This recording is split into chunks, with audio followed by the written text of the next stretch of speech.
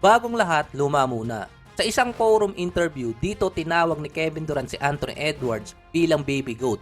Dito din siya ni Rose ng mga fans dahil tinanong ni Jalen Rose si Kevin Durant kung ano ba ang aasahan ng mga fans next season para sa Phoenix Suns. Habang sumasagot si KD, ang sagot naman ng mga fans doon, walang aasahan sa Suns. Napatawa na lang si Anthony Edwards at si Kevin Durant, hindi na alam yung sasabihin. Ang Suns, ang record nila last season 49-33. Muntikan pa silang bumagsak ng number 7 pero nakuha nila yung tiebreaker. Sa 49 wins na yon, 33-20 ang Suns nung naglalaro si Bradley Beal. 62% winning rate. Kapag naman hindi naglaro si Bradley Beal dahil sa injury, 16-13 record. 55% winning rate. Parehas pa ring mataas yung winning rate ng Suns andun man or wala si Bradley Beal.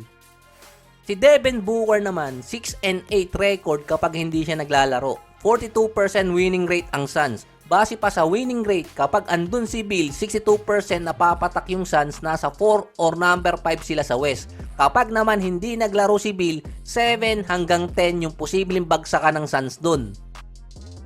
Si Tyus Jones, siya yung nakuha na major addition ng Suns sa free agency. Legit starting point guard. Breakout season talaga ni Jones sa Memphis noong 2023 pa. 10 points, 2 rebounds at nasa 5 assists per game. Sa Wizards naman, 2024, starting point guard siya doon, nasa 12 points, 2 rebounds at 7 assists per game. Meron na silang legit point guard pero hindi alam kung paano siya mailalagay doon dahil nga kay Booker or kay Bradley Beal.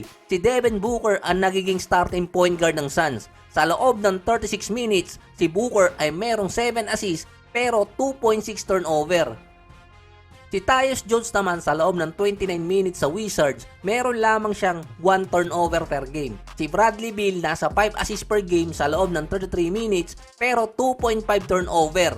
Sa tanong ni Jalen Rose kung ano ang aasahan ng mga fans sa Suns, ang una doon kung paano maisasama si Tyus Jones kay Beal at kay Devin Booker na sila yung magkakasama sa loob ng court dahil sa assist to turnover ratio.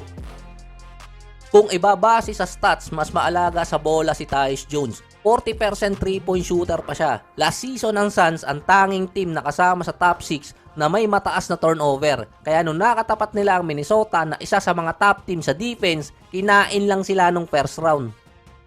Yung isa pa doon kung iti-trade ng Suns si Bradley Beal next season. Dahil base din sa stats at sa record, Kevin Durant at Devin Booker sapat na sa kanila dahil sa mataas nilang winning rate. Nasa above 58%. Dito rin magsisimula yung kalbaryo ng Suns sa lineup or sa contract dahil nag-take effect na yung panibagong supermax contract ni Booker. Negative $36 million na silang below sa second tax apron. Kapag meron silang player na gustong kunin sa buyout na potential game changer, hindi nila basta-basta makukuha. Restricted pa sila sa kahit anong transaction. Depende na lang kung meron silang gagawin. Lalo na kapag dumating pa yung deadline ng trade. Hindi rin sila basta-basta makaagalaw, depende na lang kung ano yung standing nila pagdating ng February. So baka naman sabihin ng iba, masyado mo pinag-iinitan si Bradley Beal. Base kasi sa contract, kapag hindi naging successful ang Suns next season, ang senaryo nun para sila nakaposas kay Bradley Beal. Siya kasi yung overall na may pinakamalaking kontrata kumpara kay KD at Booker. Kahit yung mga GM at ibang executive sa NBA bago mag-open yung free agency, sinabi na doon na ang problema ng Suns ay yung kontrata ng 3 player. Si Beal yung may pinakamalaki. Sila din yung isa sa may pinakamahirap na schedule na team sa West dahil sa back-to-back games. Ang tanong pa doon, dahil going 36 na si Kevin Durant, ilang games yung malalaro niya next season? Meron siyang 58% ng winning rate kapag naglalaro siya. Since 2019, ang 2024 din ang unang beses na nakalaro si Kevin Durant sa lineup 70 games. Nasa 75 games siya last season.